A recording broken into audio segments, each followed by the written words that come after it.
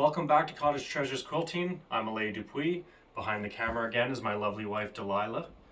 So today we have for you these lovely gnome table runners called Twisted Gnomes by Lisa Amundson, along with a ruler called Lil Twister, which helps you turn a checkerboard perfectly into pinwheels like you see in front of me. So these kits are available on our website at cottagetreasures.store, and if you buy them through us, you can decide whether you want the pattern, fabric, and the ruler all in one, but you will get these lovely bindings that we thought were festive for the holidays. And without further ado, let's jump right into it. So of the two kits we have, this is the color choice for this kit. You have these colors right here for the hats. This is for the body of the gnomes. These are the noses. These are the beards. This is going to make up the dark contrast for your pinwheels, your twisted pinwheels. And this is a light dove fabric, which will be the remainder of your background. So now we're going to cut this into two 5-inch strips. So of our two 5-inch cut pieces, we're going to save the rest for the border and the background later. So two 5-inch strips.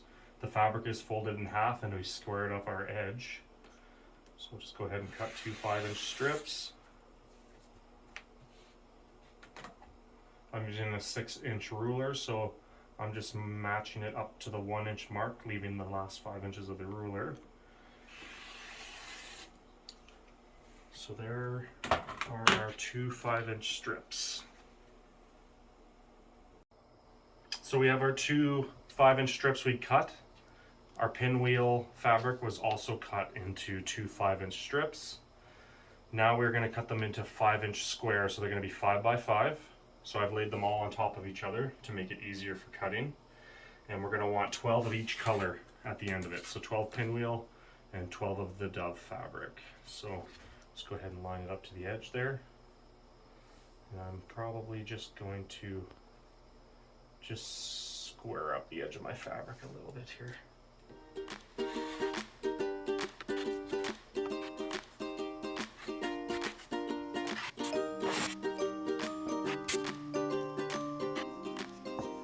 All right, six of each color.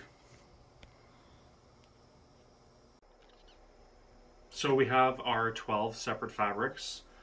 So as you can see here, we're going to sew them all together with a 1/4-inch seam allowance. I have ironed them to the dark side. That way, depending on how see-through your fabric is, you won't see that seam in there. So it's a basic thin 1/4-inch seam. So you'll just take two of your fabrics. These are batiks, so we don't need to worry about right side up or down when sewing, because they are the same quality on both sides. So take your fabric and line them up along the one seam. Now our foot here, depending on which foot you're comfortable with, ours has a little added bonus of keeping exactly a 1/4-inch from our needle. So we're going to go ahead and use that foot. Just makes it a lot easier.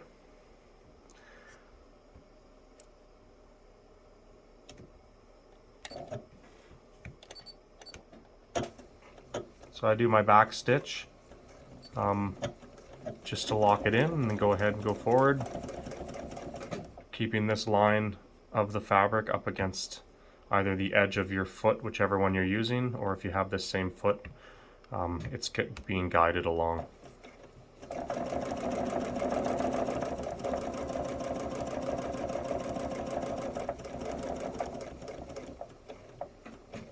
And then you can do a back stitch. Our machine is not cooperating as much with the back stitch, so I'm just going to flip my fabric and then go back the long way I came. And there you see our 1/4-inch seam. So now I'm going to bring it over to the iron it this way, and then continue that to have 12 of these in total.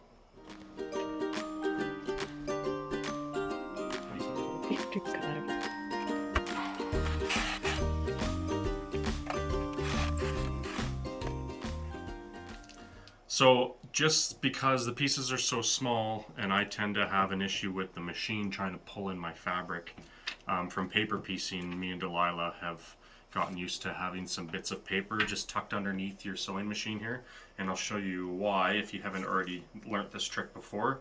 So when you set up your piece in there and you want to do your back stitch of about a 1/2 inch, if you put your paper underneath when you start and then go ahead and drop your foot and your needle and go backwards, you can go right off the fabric if you want and then go forward again, and the paper keeps your fabric from getting sucked down into the machine. So then I usually just tear the paper off. I'll go all the way to the end, about a 1/2 inch from the end. I'll tuck my paper underneath again,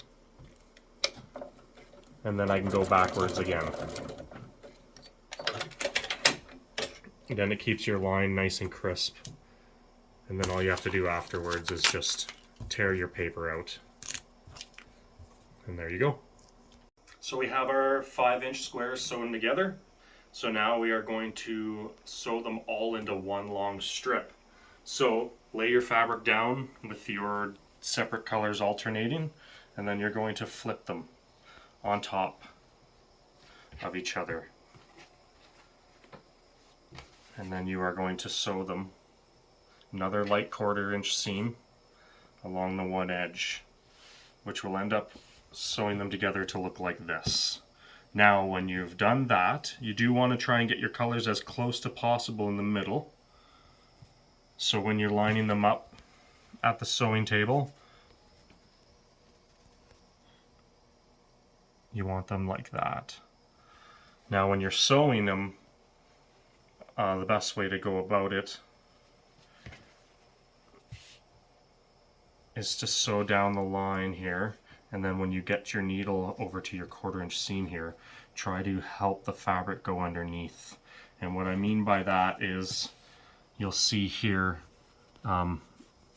so when you use your iron to open your seam, you can see that the light fabrics are still on the light side and the black's on the black, so the black doesn't see through onto the light side. Okay, so we've sewed 12 into 6. Now we are going to sew all of these together. So you can come see how we steamed open our seams here, right? So instead of sewing the double seams together like that, we are going to sew the side that has no seam together, other than these little ones here. So again, it's going to be the same process again. So we're strictly going to just take it, since these are alternating, flip it over top. There's our next seam to sew. So we're going to do that 3 times here. It's going to put them into a set of 3. And then we are going to sew those 3 together to make one long strip. So we've sewn our 6 into 3. Now we're going to sew our 3 into one long strip.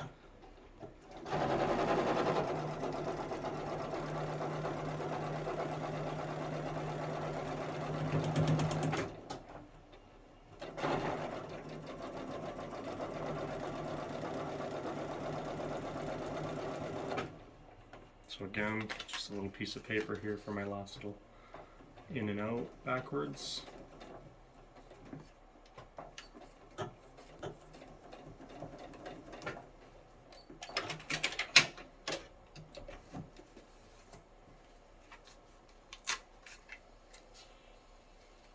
Alright, so there's one long strip, and now I'll connect the last one, just making sure that I'm alternating again here. Flip it over.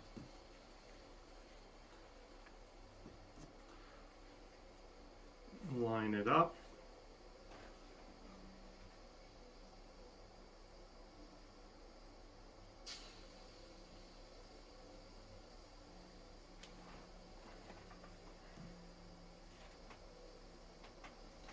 And finish off the last one for the pinwheels.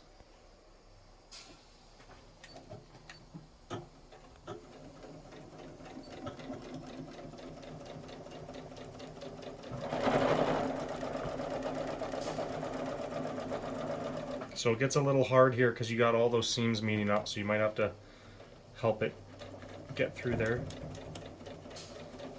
not too bad.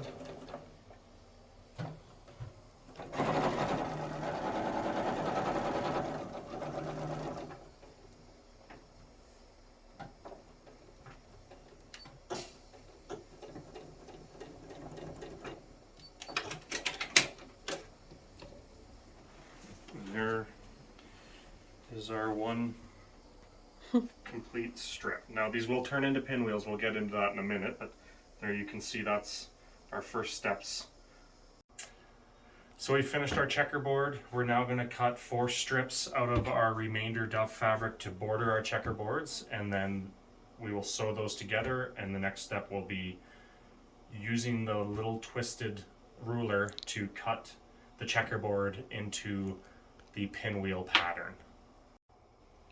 So we've cut our 4 strips as per the pattern asks.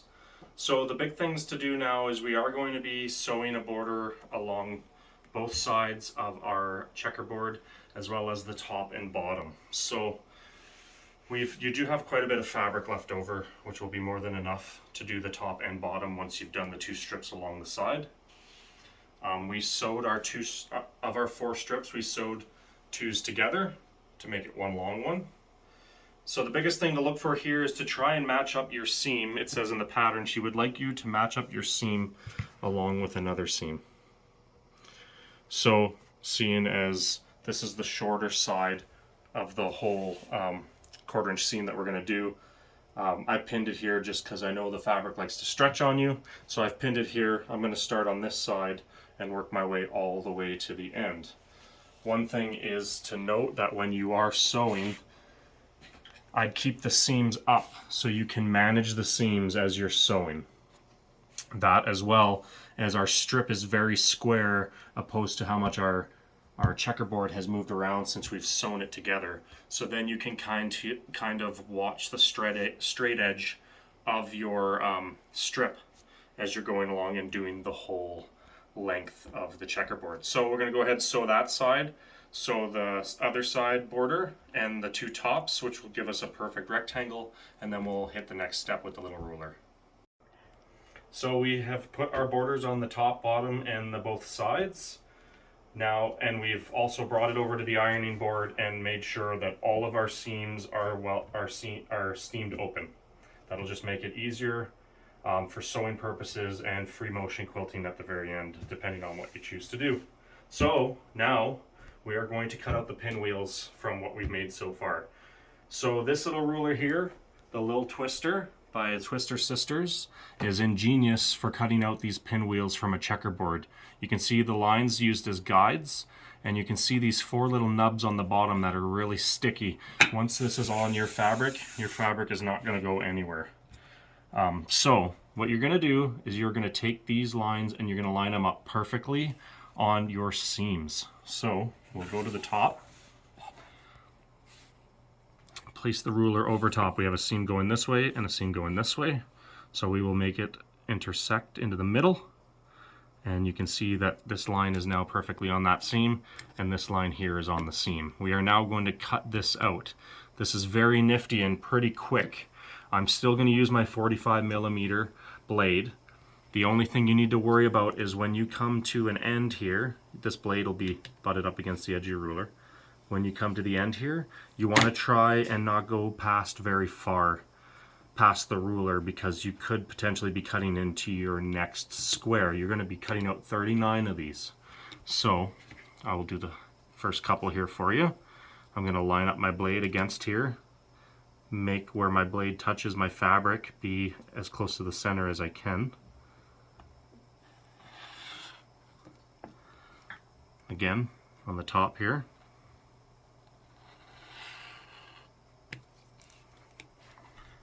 Okay, now on the bottom. Trying to stop where I think, there we go. See, it kind of separated the two. It's got a little bit in there, but not far enough. You're looking at, if you go past 3/8 of an inch to a half inch, you'll be cutting into your next square. So it's not, it does give you a bit of leeway. So then the last part here,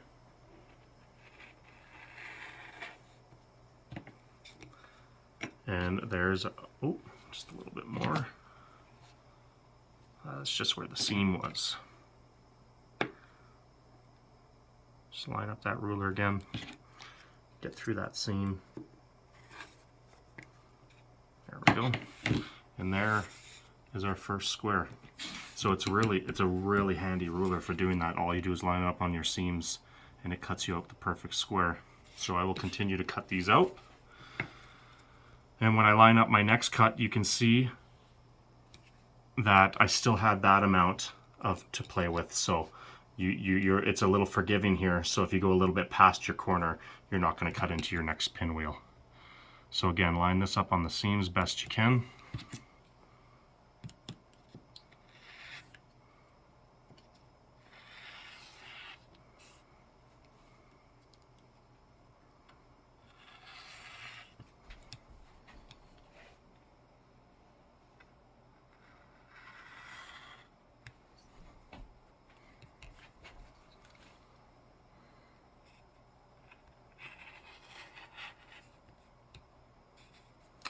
And there's our next square.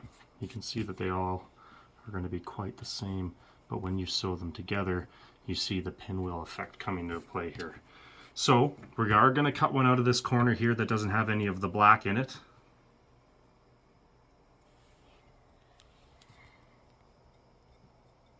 It's going to be 3. Every time you hit a seam, 3 more. Hit another seam, 3 more, which will equal 39 in total.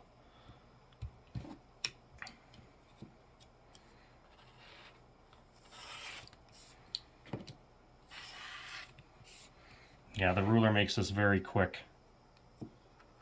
once you get a rhythm going. Here's another one. Throw your scraps to the side. Then meet up with the next spot. So now this seam's no longer here. Now we have this long one and one going this way. Line it up and continue.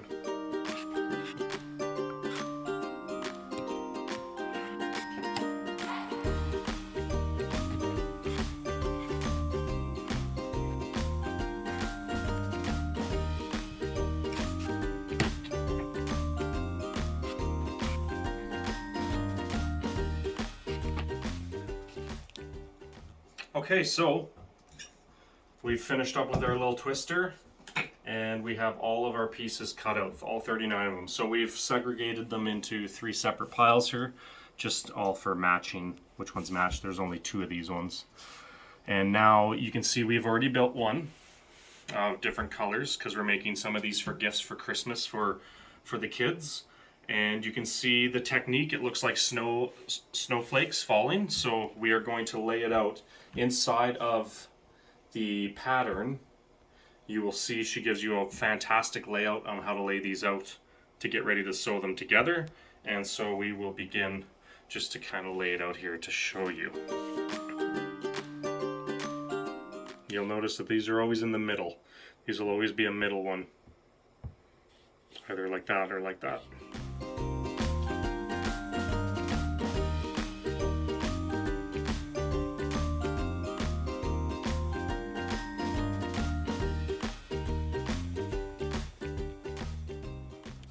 Running out of table space, but you can see what we're doing here. So once you have it laid out the way that matches the pattern for the snowflakes or the pinwheels falling, you're now going to start sewing them together. Again, 1/4 inch seam allowance, and I will just spread these apart here to show you that we are going to do the same thing we did earlier with those 5-inch squares. We are going to fold these over, 1/4 inch seam. We're going to then open them up and iron our seams open, and then once that is sewn, you'll open it, then flip this side over and sew that one. And we will do them in sets of 3s, and then we will start doing the lineup to make it one solid strip again. Okay, so we're sewing our 3 together. I thought we'd just bring you over to the table here and show you. Here's a finished one. Delilah has already ironed open the seams for sewing later. So that one's done. And you can see the two patterns that you'll encounter the whole time you're doing this. It will consistently change from this pattern to this pattern and then back to this pattern again. And you'll just keep doing that the whole way. So I like to just slide it over here, flip my edges onto each other, line them up,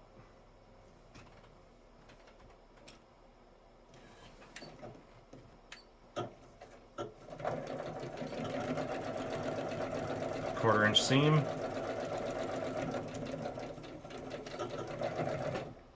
I like to do a forward and backward stitch on both ends just to hold it together, open it back up. Now if you sew it and you're not sure which way, you will always have the one with two pinwheels in the middle, always. So that one's sewn. I will go put it back to where we had it originally, flip this over, and sew these raw edges together.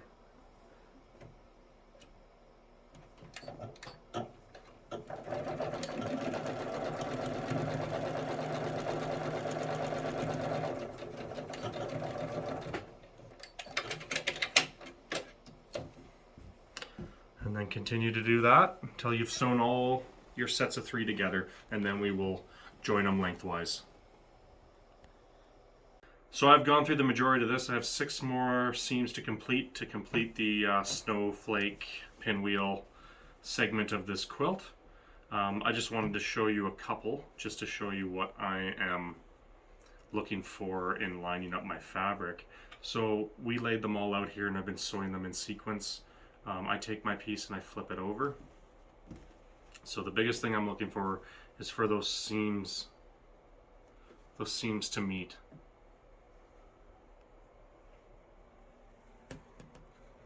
Because we want the pinwheel centers to match up as best as we can. So you just match those up.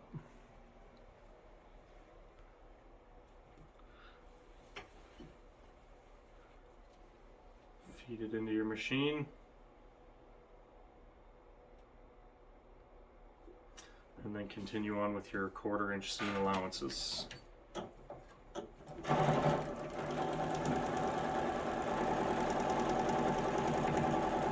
Just making sure that your raw edges are matching while you go.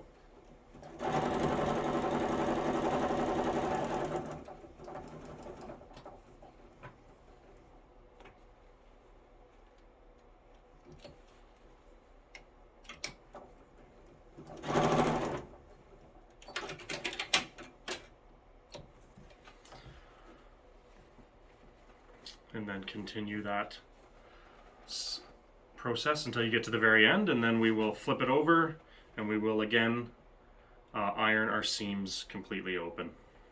That's good. So we've sewn all our segments together to make our snowflake slash pinwheels.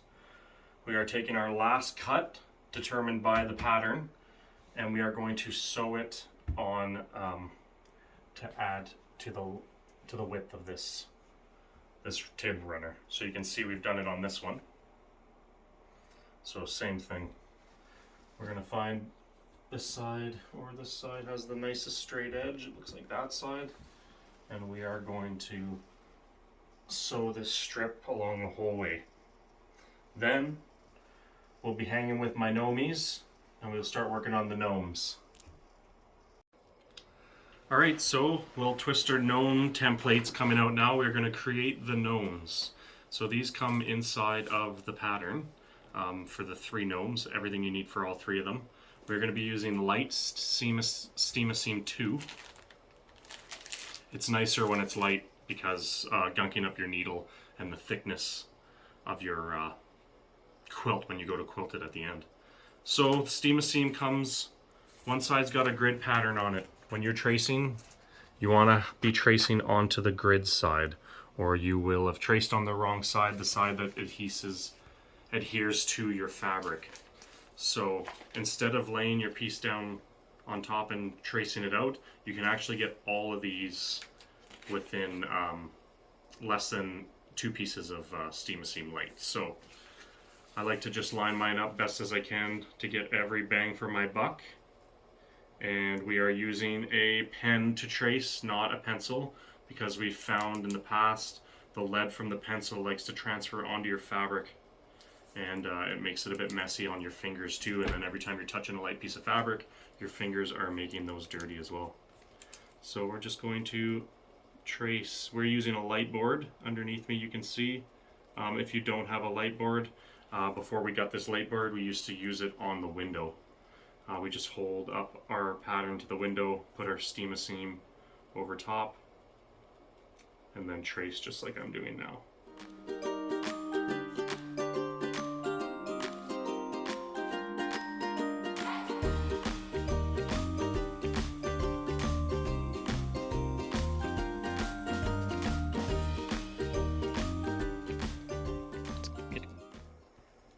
So once you've traced out all the body parts for the 3 gnomes, you are going to take your second sheet and piece of steam-a-seam and lay it over top and retrace it again.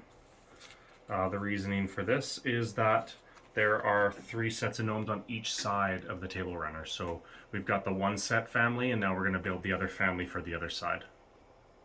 Alright, so once you've traced your patterns, cut out your pieces loosely. We'll worry about fussy cutting them out once we've already adhered them to the fabric. So I've got hat number 3 here, and we're going to put it on this fabric. We've already done one of them just to show you what it would look like if you angle your piece, and then the hat on them's got a kind of the angle. You can do it whichever way works best for you, and to show you that you will be able to fit both hats on the fabric at the same time. So this is the good side. We want to glue to the bad side. So this would go on with the grid up, because the grid is the peelable side. Right, so get that to fit into your one spot, and then you would have gotten your second one.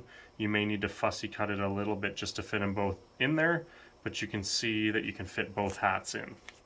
Alright, so this is the good side on top. This is your bad side of fabric.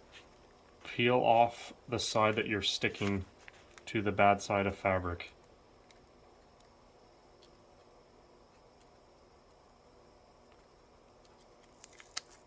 And you'll feel it stick.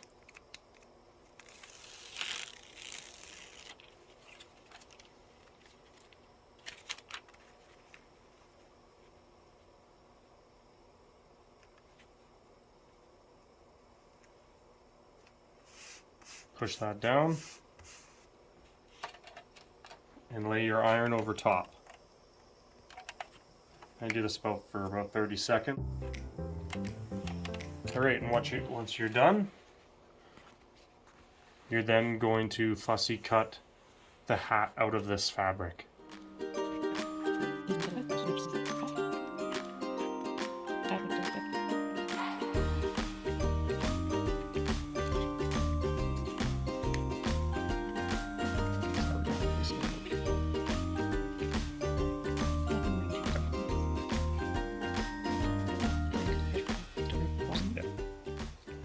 Okay, so there's one hat. Here's the second hat for our gnomes. Now, keep in mind, when you lay your iron down, no steam. Just lay the iron down on top and let it sit there for 30 seconds, and then you're good to go.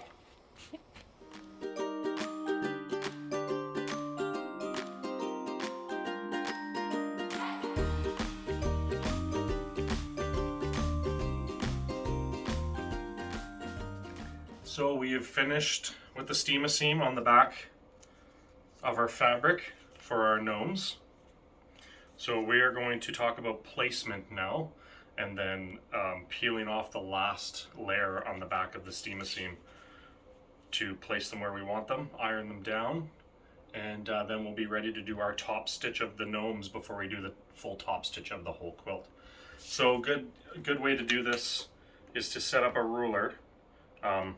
As per the instructions in her pattern, it will tell you how far from the bottom, because you're going to square your quilt up at the end on the sides and the bottom before you put your binding on. So So we've picked our number. We're going to set our ruler across the bottom so that they're all even, all the gnomes are even. And then as well as we're going to use the ruler to do our spacing from the edges. It says 2 inches from the edges, so we want to keep that the same.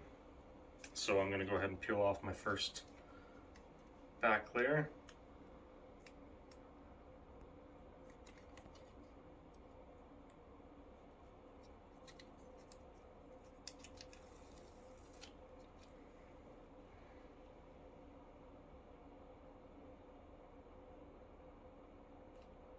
And lay my first body of my first gnome down.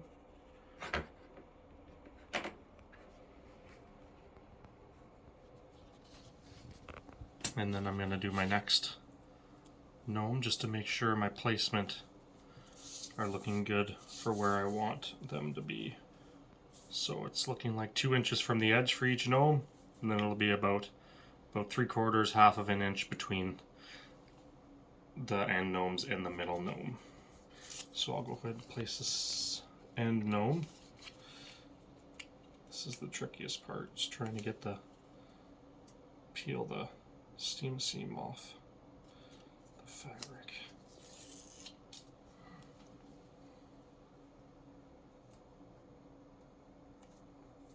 If you do place something in the wrong spot, you can easily just lift it back up. It will not be set in stone really until we iron it.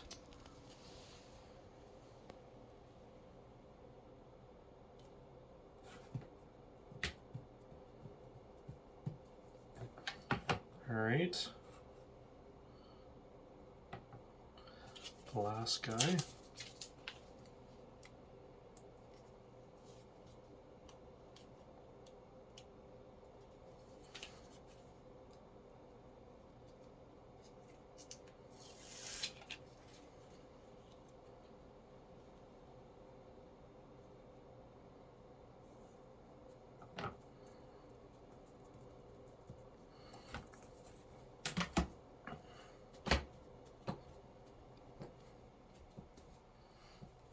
Alright, there's our gnome bodies. So now we are going to put the beards in.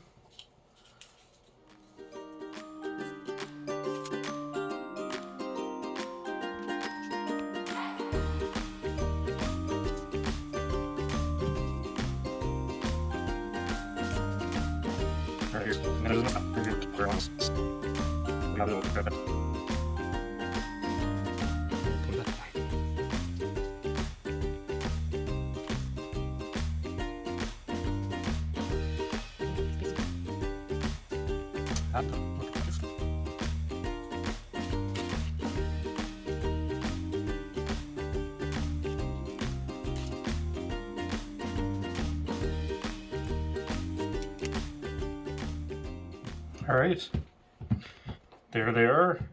So we're going to bring it over to the ironing table and give them a quick ironing just to make sure that they hold. And I do recommend, we're going to do this top stitch on the one side before we try and stick the other side down, just because trying to move your fabric through the throat of your machine might cause them to keep trying to peel off. So we just stuck them down. Now we're over at the ironing table. Steam a seam, it says on the back 20 seconds, 20 to 30 to 40 seconds. I mean, the longer you do, the better it's going to fuse anyway. So I'm just going to put this down, leave it for about 30 seconds, move on to the next gnome, and then I will be ready to do my top stitch on my gnomes.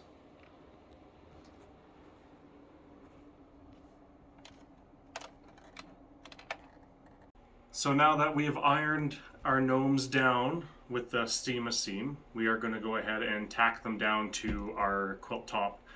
You can do this once you've used your batting, your backing. With the layers and the amount of seams on the back, I'm going to tack them down now, and then the free motion part of it will just be in the background around the gnomes, maybe a couple echoes around the gnomes. So to do that, I am going to free motion tack these down. You can use a walking foot or a regular foot to do this. but being as I find it a lot faster to be able to do the curves, I'm going to use free motion. So I have my Teflon sheet down so my fabric slides around nicely. I have my gloves to help me grip my fabric, and I've also put on my free motion quilting foot.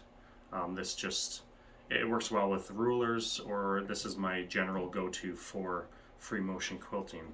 So if you can see here that I've done that side already. I've tacked them down with just a trip around the gnome. And now I will do an example for you.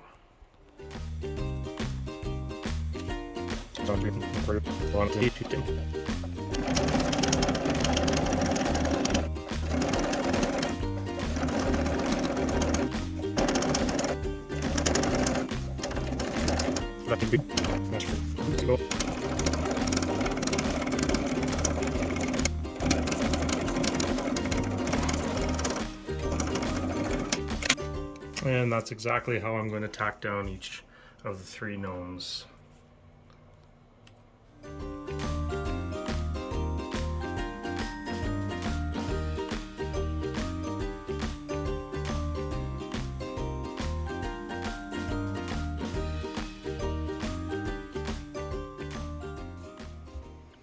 Alright, so we have now stitched down our gnomes and we are ready to put the backing and the batting together. So we're making our quilt sandwich here.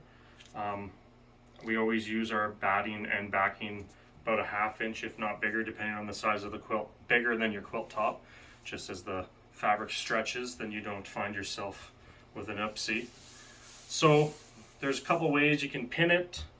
You can spray it, whatever you feel like. We usually spray it, and then I usually throw a couple pins in the middle.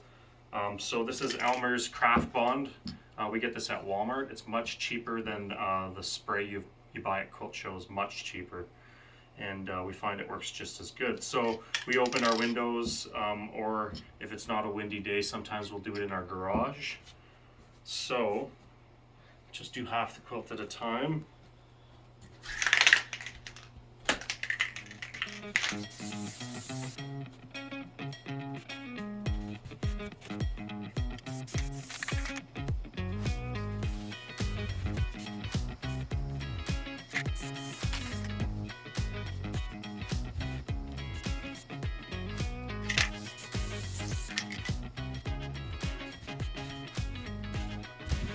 And there you go. So now we have our quilt sandwich ready for quilting. We are going to do the 2 examples we have shown you. We're going to do one with a grid pattern, it's just straight lines from top to bottom, and then the other one we'll have a little bit of fun with and do some free motion techniques. Alright, so we've fused our fabrics together, we're ready to quilt. Now, one thing I always do is I always have a spare piece of fabric folded in half, and I throw a piece of batting in the middle, and I check the tension on my machine because I do not want to get going and then the next thing you know I look underneath and the tension's really bad. So I usually always test my machine real quick, just a quick pattern.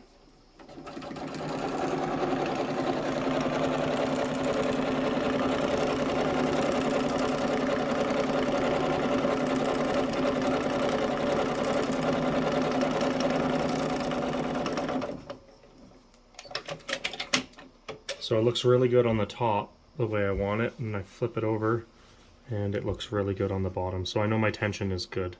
It's a little bit off in my tight turns, so turn it up just a little bit.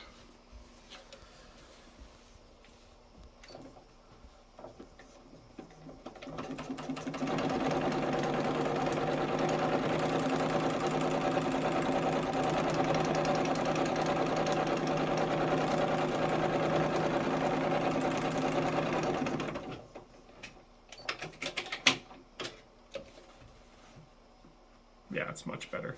So always test your piece, your machine before you go onto your finished quilt, and then we're ready to go. I'm gonna do some echoes around the gnomes first, probably one tight up against the hat, and then about 3/8 of an inch away, just to kind of pop around them, and then I'm going to start doing straight grid lines. I'm probably going to start right in the middle, probably actually go along the seams that we already have, and then probably 2 in between them, and start from the middle and work my way out just to allow the fabric to stretch out that way.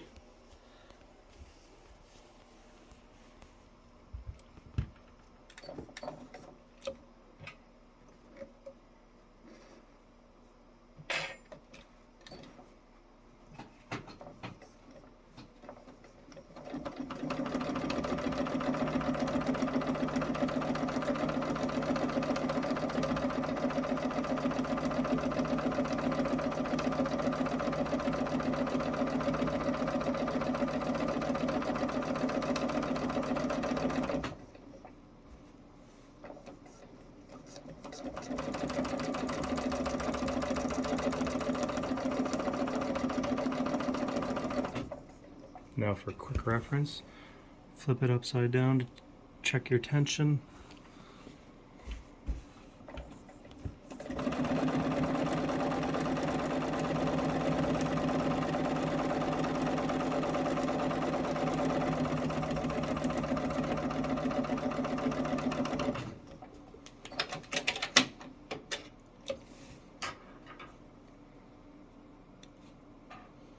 So you can see now with the batting already, the gnome's starting to pop out a little bit.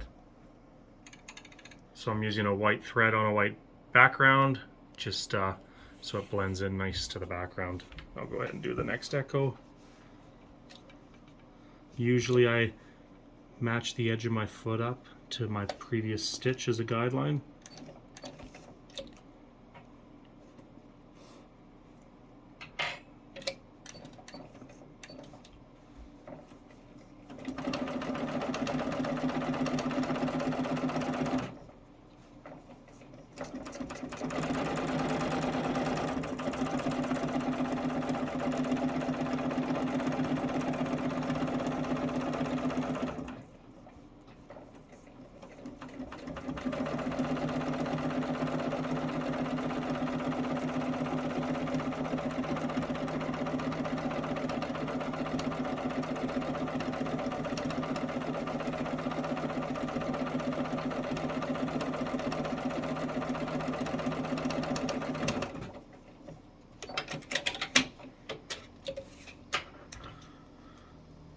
So there we go. 2 times around the gnome with a little echo. I'm going to do that around every gnome, and then we'll come back and I'll start the grid with you. Okay, so the gnome echoing has been completed on both quilts, and now we are doing straight lines on this white one. You can see that I've already done 4 straight lines. So I started by doing a line straight in the seam. Then I marked between the 2 and I saw that it was 3 inches, so I'm doing 1 inch free motion stitches. So all I did was, once I've got a stitch down, I just pretty much laid my ruler over top of the 1 inch mark.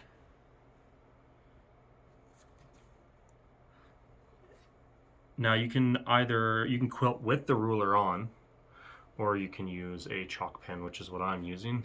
So once I've got it placed where I want it, I'm just going to travel up and down the quilt. And you can see it leaves me a really nice solid blue line, and I'm going to continue that line down here just to go all the way. And then I will line up on that blue inch line with my ruler again. And mark my next line.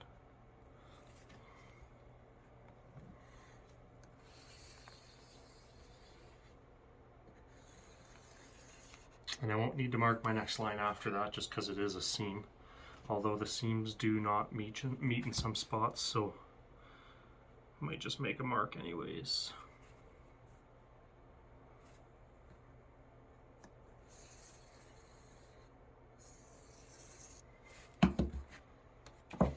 So that's what I'm going to do for all the way to the one end there.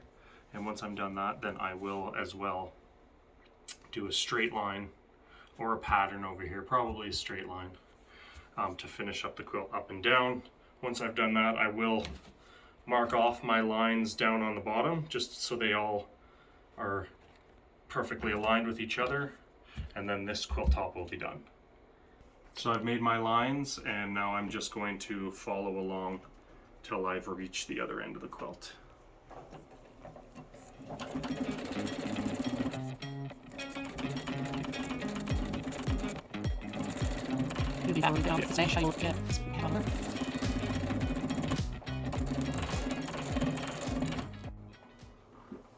Now, I'm going to start doing the lines the opposite way of this pattern, and I'm going to change up the distance between them, just so I can accommodate using a ruler. So I'm going to go ahead and show you what I mean.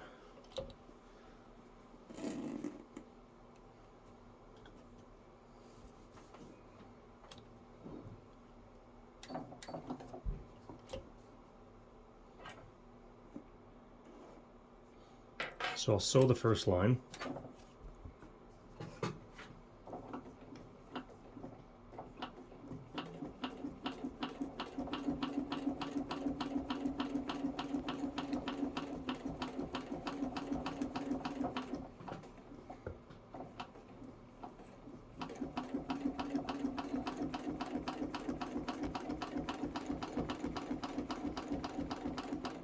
Okay, so the first line is done. So now I can travel up the outside here.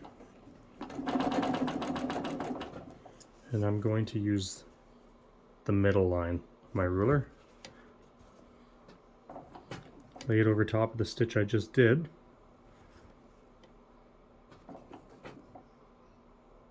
Push down on it. Then I'm gonna get the edge of my foot up against my ruler and travel back.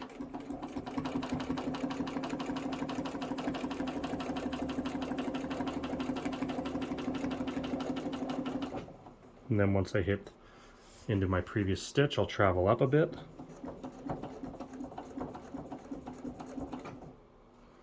Set my ruler back onto that line again. Get my foot up against the ruler, travel across again.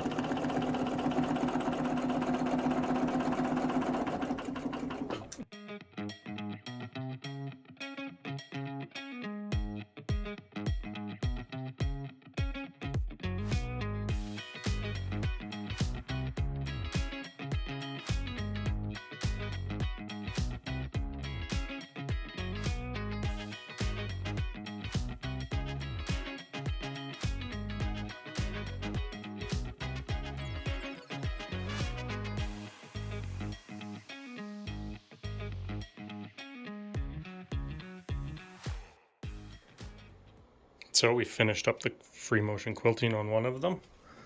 I'll just show you. We just did a strict grid pattern.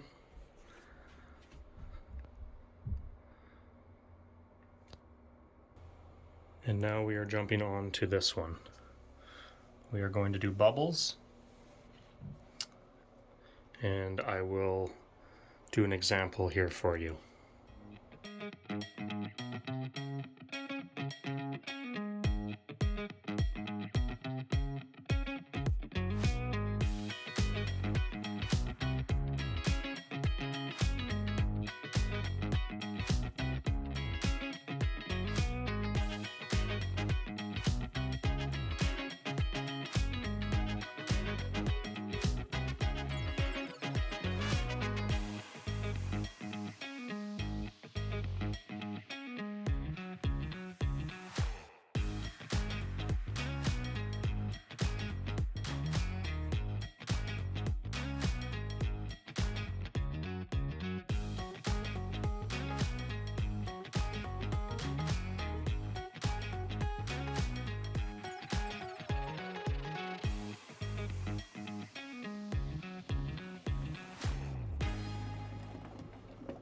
So one thing to remember about bubbles is you can't really get trapped anywhere, because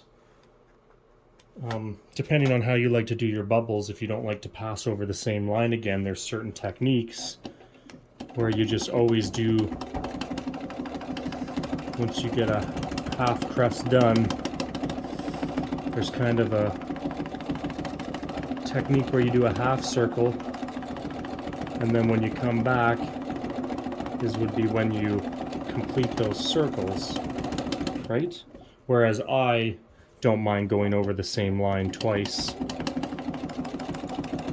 Depending where I end up, I just travel to the next location I want to go to. And when you travel inside of a spot that's got no exit, I just travel on lines I've already done to get back open to open canvas. So it depends on the technique you would like to do. The half circles does work if you don't want to go over the same circle ever again.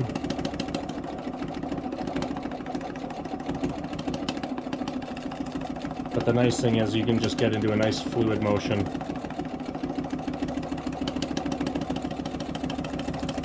And just go for days.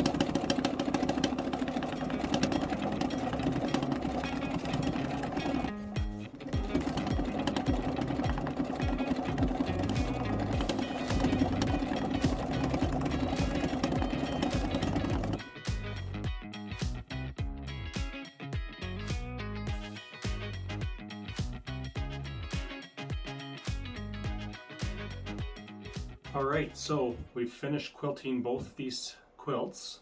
Now we need to square them up in order to bind.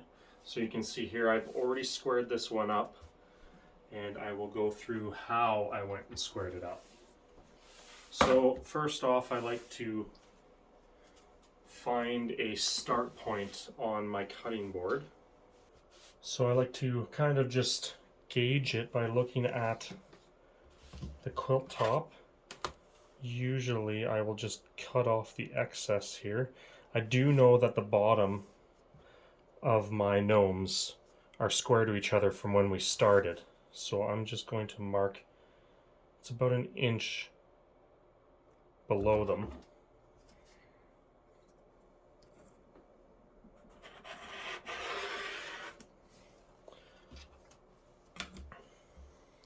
So now I have a square bottom.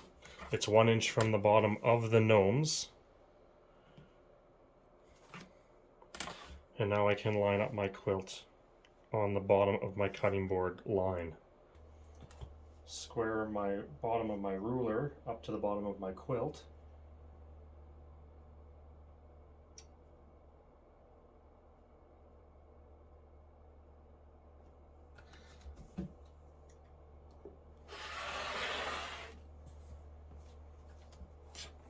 Now I have two straight edges. So I'll line up my bottom, line up my side to one of the straight lines, and now I know that my quilt is square. I will line up my ruler with the side here. And I know what line I'm looking at, so I'll line my ruler up on the far end there.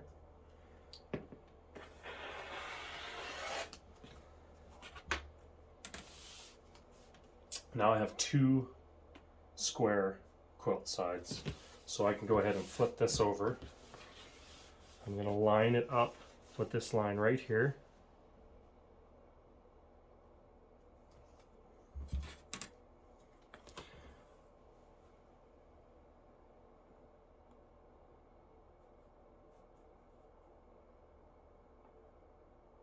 Then I'm going to drop it and follow a line along my grid here.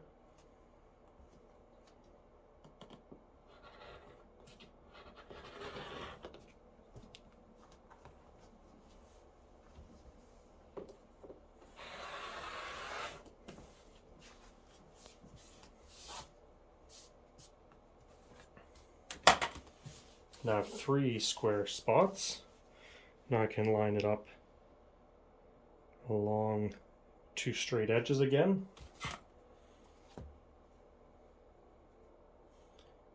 Put my ruler butt to the bottom.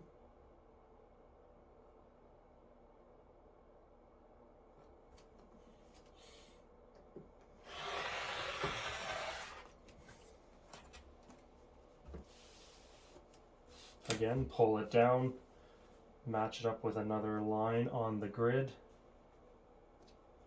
Put my ruler over top, match it up with the line on the grid, as well as where it would come off the top.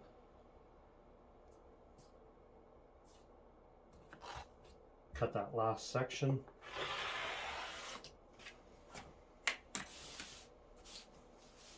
And now I have a square table runner ready for binding.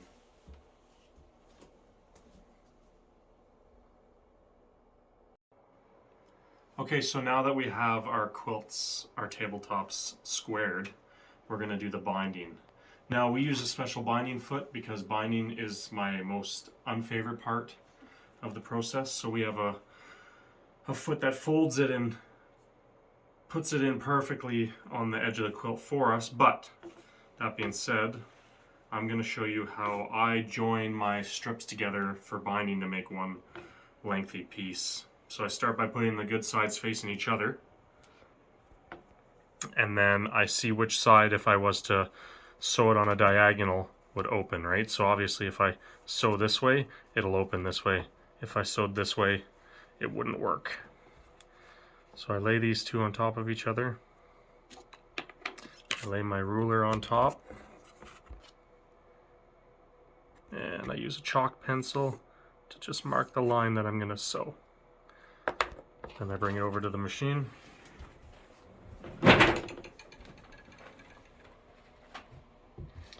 And I use my little piece of paper because I don't want the machine to suck in my fabric,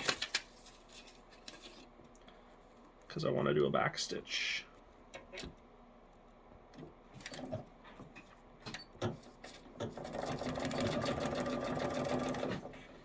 I just check to make sure when I lift this that my line matches up with the corner of my piece underneath. Looks good.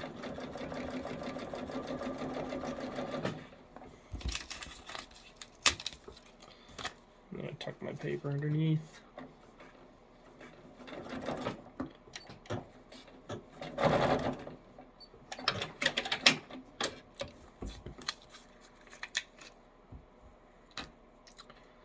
And I don't want to have to sew over top of this, so I just quarter seam it. Cut it down to a quarter seam.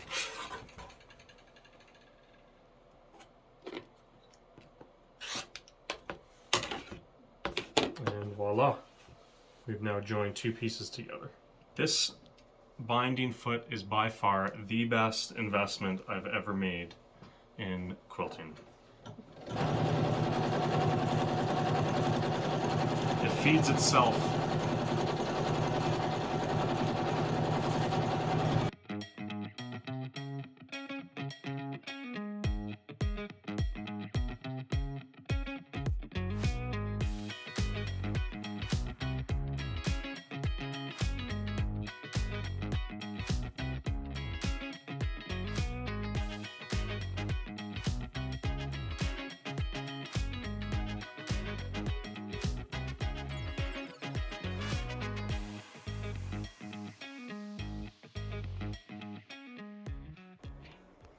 Well, we finished off these quilts by Lisa Amundson, Twisted Gnomes. So I'm going to hang out with my gnomies here while you guys leave some comments down below. Visit us on our website at cottagetreasures.store. And comments and likes, please. All the feedback is great. We love answering the comments, and as well as reading your guys' wonderful messages left for us. So, Twisted Gnomes. Christmas presents for our kids, as well as some of our other family members. I hope you enjoyed this video, and until next time, I'm Lil Twister, behind the camera's Delilah, and thanks for joining us at Cottage Treasures Quilting.